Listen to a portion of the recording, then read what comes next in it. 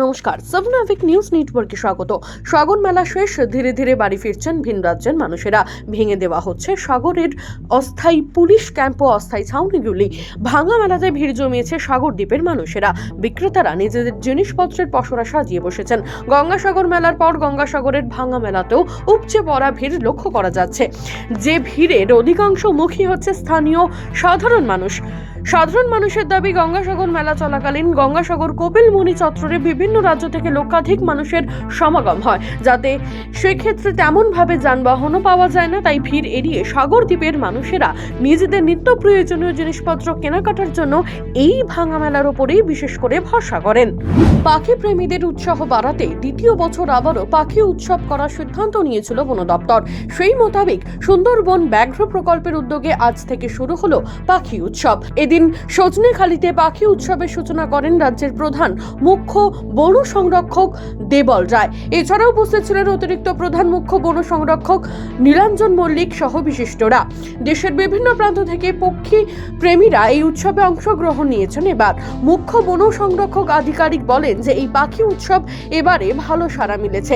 আগামী দিনে আরো যাতে ভালো করে করা যায় সেই দিকেই লক্ষ্য দেবে বন দপ্তর। প্রতি বছরের মতো এবছরও উদযাপন হলো ব্যারাকপুর পুলিশ কমিশনারেটের প্রতিষ্ঠা বার্ষিকী। এদিন ব্যারাকপুর লাটবাগান এসএসএফ মাঠে উপস্থিত ছিলেন নগরপাল আলোক রাজোরিয়া সহ অন্যান্য পুলিশ কর্তারা। এদিন 55 জন পুলিশ কর্মী, সিভিক ভলান্টিয়ার এবং টেম্পোরারি হোমগার্ড পদে কর্মরতদের সম্মানিত করা হয় বিশেষ কর্মদক্ষতার জন্য।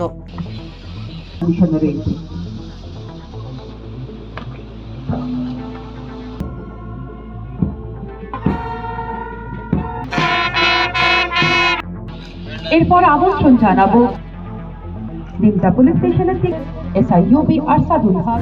12 জানুয়ারি পুরুলিয়ার বেলকুমা থেকে মোস্ট ওয়ান্টেড মাওবাদী নেতা সব্যসাচী গোস্বামীকে গ্রেপ্তার করেছিল রাজ্য পুলিশের বিশেষ বাহিনী।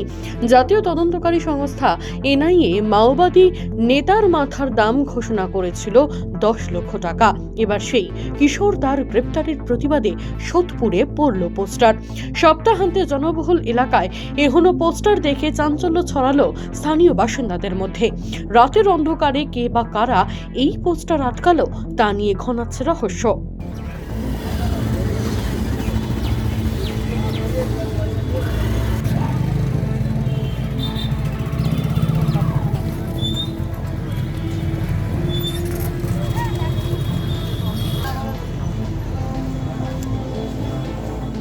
বালির ডাম্পারের সঙ্গে বাইকের মুখোমুখি সংঘর্ষে মৃত্যু হলো সিভিক ভলান্টিয়ারের।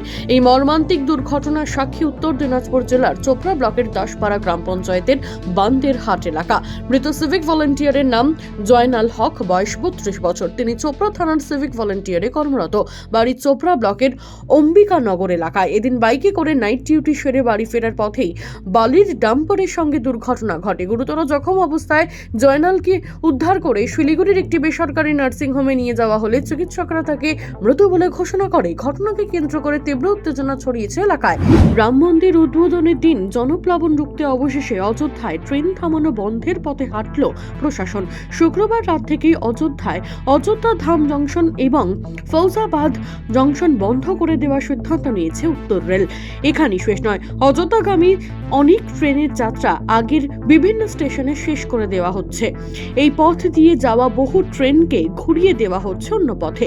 ফের কবে চালু হবে ট্রেন পরিষেবা তা এখনো স্পষ্টভাবে জানা যায়নি। তবে সোমবার পর্যন্ত যে অযোধ্যার বুক চিরে কোনো ট্রেন দৌড়াবে না তা নিশ্চিত করে দিয়েছে রেল কর্তৃপক্ষ।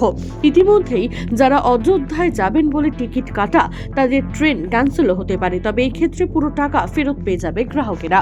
পিয়ালি দত্ত, সাবনাভিক নিউজ, অযোধ্যা ব্যুরো। জয় হিন্দ।